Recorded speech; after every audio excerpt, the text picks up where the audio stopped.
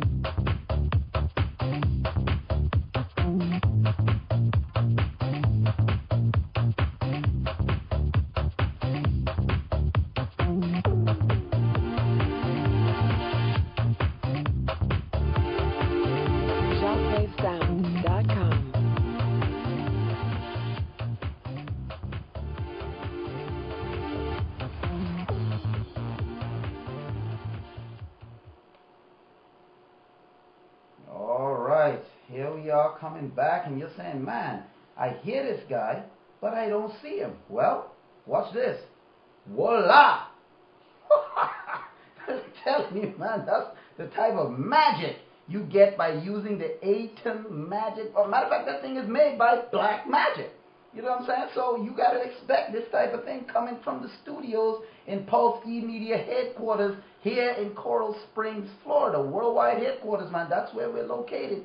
And we bringing you the magic using the Black Magic ATEM television studio. Now let's head right back into our talk that we've been having so far, this discussion about telling you about these new game consoles, TV streaming devices that's hitting the market.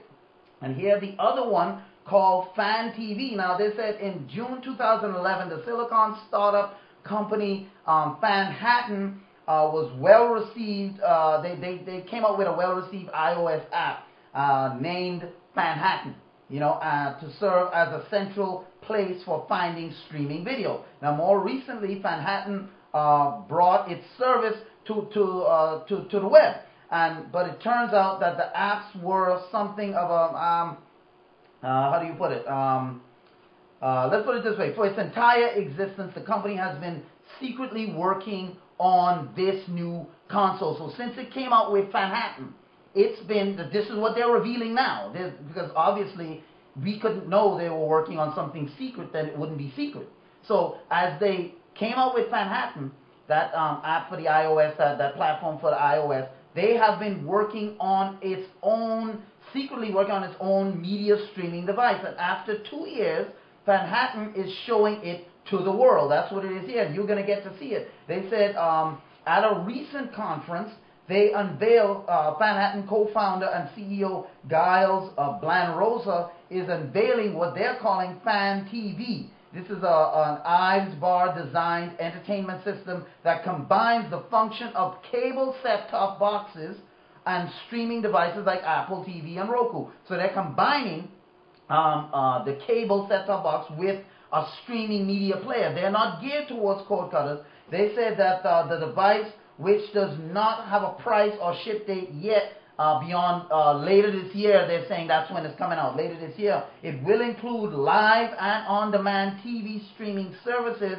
and a cloud DVR. It is controlled using a swipe and tap gesture pebble-like touchpad remote. So you're not, this remote has no buttons on it.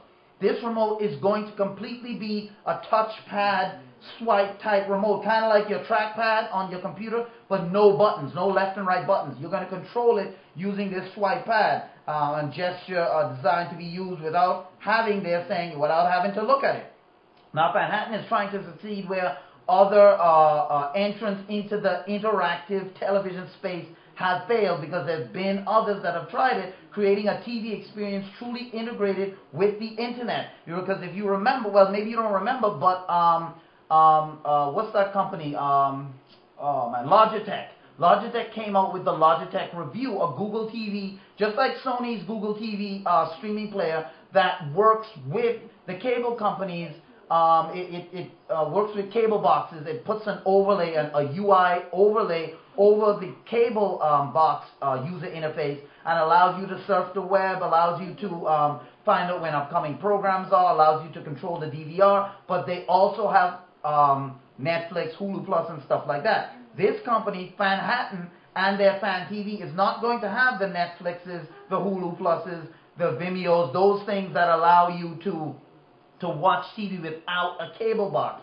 They're going to be exclusively for the cable box. Now they're saying like other set-top box services that create new user interfaces for browsing TV and movies. Fan TV improves on the standard 700-channel cable TV grid by aggressively sorting your viewing options by type of show, by movie genre, actor, so on. It's going to overlay your cable information. So rather than just getting 100 channels that you have to scroll through each one, it's going to group everything into groups by actor, by TV show, by type, by genre, by movie, action, stuff like that, so you can find things easier. They're saying, and they say for now the company isn't saying which service it will partner with to complement live TV, but promotional videos show Redbox and Hulu Plus as far as paid subscriptions, because Hulu Plus you're going to have to pay for, Redbox you're going to have to pay for, and those Hulu Plus, they work with the cable companies to get their content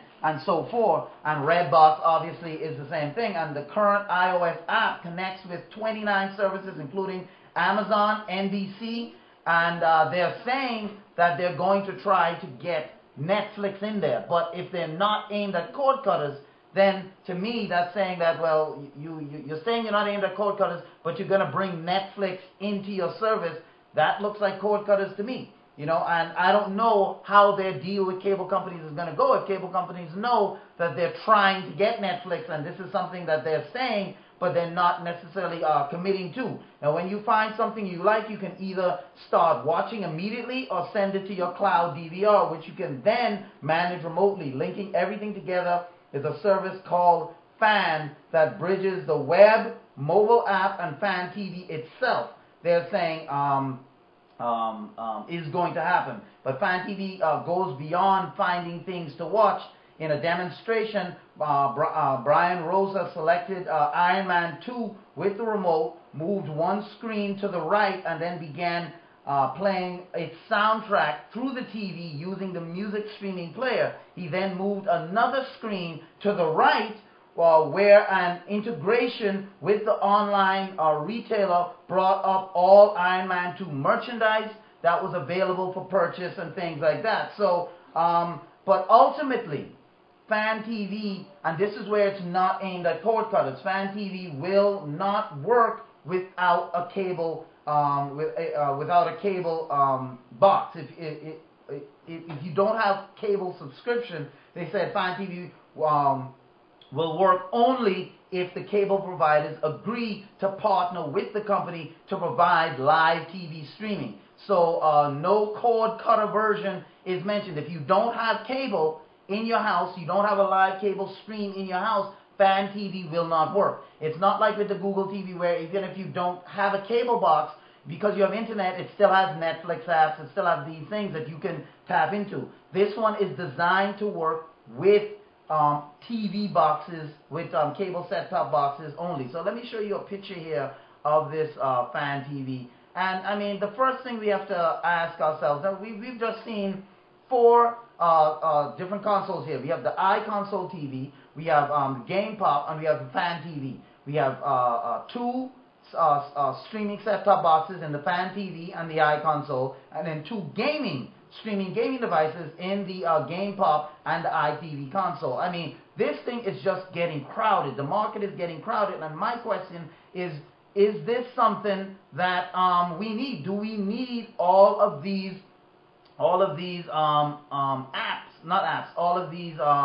consoles coming out? I mean, do we really need all of these things coming out? I mean, I don't think so. But this is what they're saying we need right now. They're saying, look, man, you guys, we need all of these different consoles to really show people, to give people these options that they need. Now, here's the Fan TV right here. Right here on the bottom is the fan TV, and here on top is the controller. This is the controller with no buttons. This thing doesn't have any buttons. You just swipe. You swipe any kind of gesture that you want, and this is that's how you will control fan TV. This top part here is the controller. Bottom part here is the actual fan TV, which is not made to work without a cable TV. So even though, and I guess that's why they're saying they're going to try to get Netflix and stuff like that, because even if you have it, they're going to make it to where you have to have cable subscription in order to use it. Now, here's my question. I mean, Devin, you've been sitting, listening patiently, you know, with all of these new developments coming. I mean, you've heard 2 more gaming consoles hit the market in the already crowded market. I mean, let's go down the list. We have Oculus Rift, and incidentally, Oculus Rift, a sad story about that. The one of the co-founders of the Oculus Rift was recently killed. He was crossing the street in LA, and there was a car chase. Police was chasing some criminal, and the guy just plowed him over. You know, because the criminal ran the red light, and he was making a cross across the street.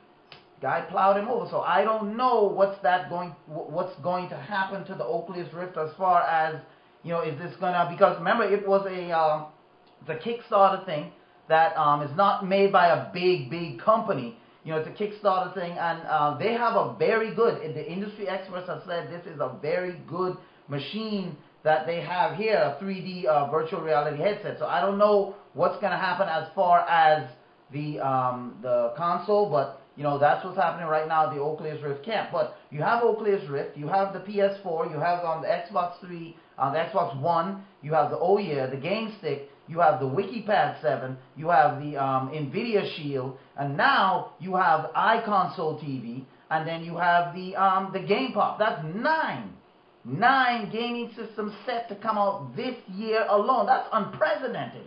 You know, and then you also have Apple TV, Roku, you have the Sony streaming player, you have Netgear, you have the RCA TV. Now you're going to have a Fan TV coming out. That's 6 network streamers on the market. I mean, Devin, do you think this is going to be overkill? And I know that we're coming up to a break soon, but before we get to the break, do you think this is overkill in the market? I mean, is this just getting to be too much, or is this what we're going to have to expect? And if consumers are not educated on what's what, I mean, do you see a lot of people just, you know, making mispurchases and stuff coming up in the holidays?